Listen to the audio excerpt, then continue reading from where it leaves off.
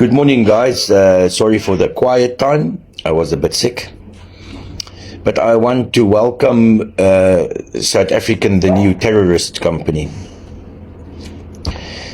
You people have started a war, and I don't know if you know exactly how to handle this war.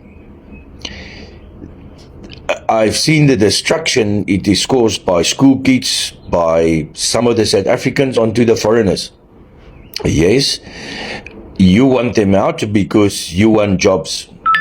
The problem currently is you're not taking them out of the jobs, you're taking businesses that's giving jobs and is giving food in certain areas, and you can't run a business.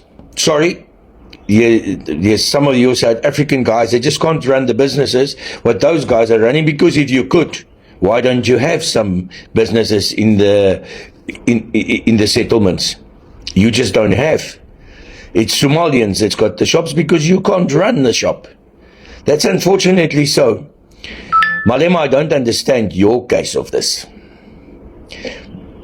Now you're fighting why they're taking them out. The one point I understand why you're fighting why they're taking them out. They take them out of businesses, and you know for a fact you people can't run the businesses. That's a fact.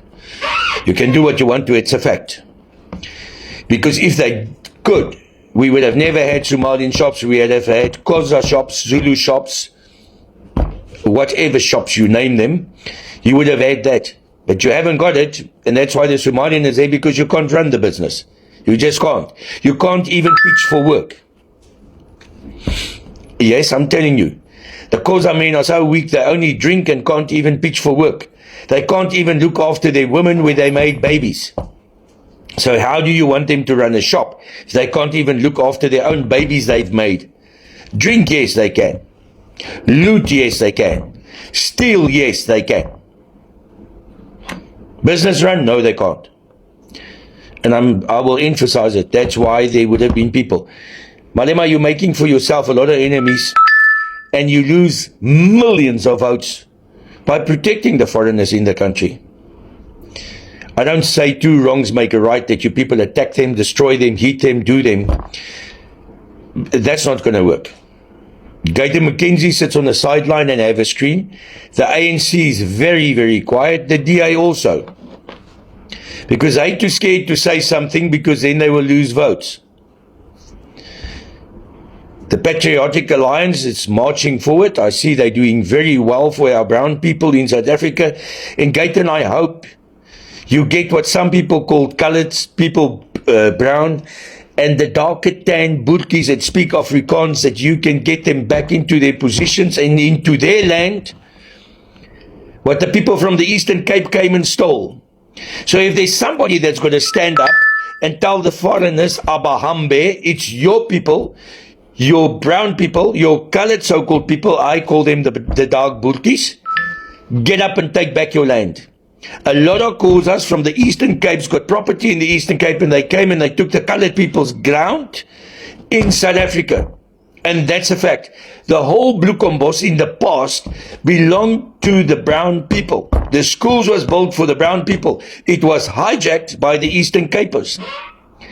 So if you really want to do value and area and property, sorry guys, the Cape belongs to the colored people. Abahambe.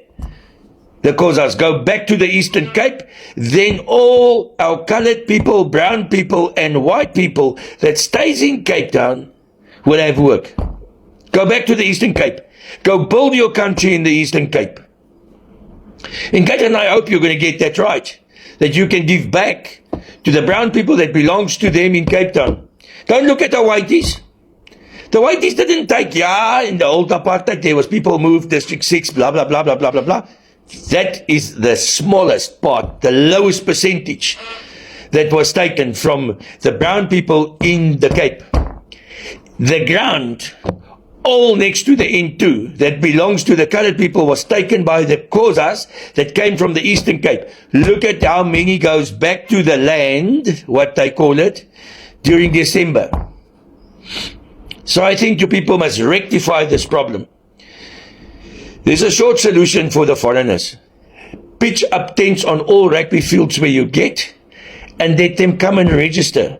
There's easy electronic equipment. Put your thumb, put your finger, this is who you are. We document you. You're in South Africa, this is who you are. You can't do criminal activity.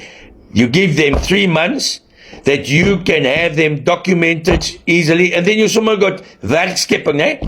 You somewhere give a lot of people work. And then if you get them, then you deport them. It's costing you millions of rand running behind them. I understand that too. But you're not busy creating jobs by that. You're creating jobs for law enforcement and police and that, yeah. But for the normal citizen on the ground, you're not doing it. You're using this as a political foofy to get votes. That's what you do. But the last paragraph is, you have started a civil war. If these guys are going to start retaliating, you are not prepared to take that war on hand in South Africa. You're going to mess up this country. Listen to me clearly.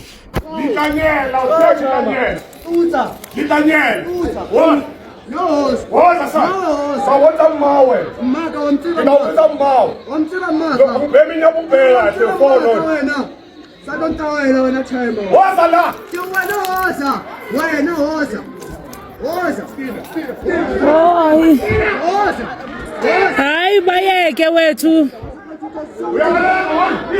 Hayi kaniwe.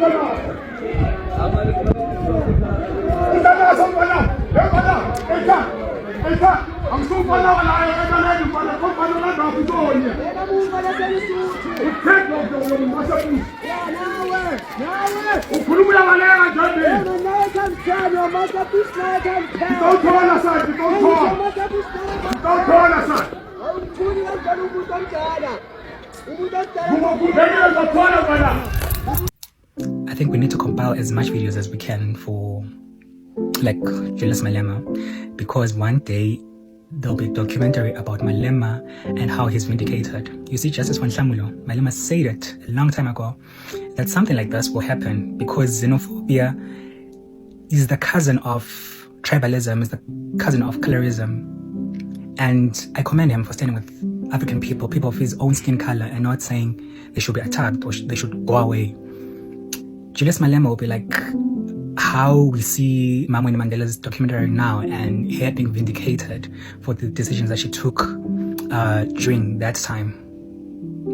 And later, Julius Malema in history, I don't know, but I feel like there'll be a piece about him in history written down in terms of how he stood with other Africans, because he saw how xenophobia can give birth to hate for people based on where they come from, but also based on their skin color, because it's not the same as yours, based on their language, because it's not the same as yours. You see?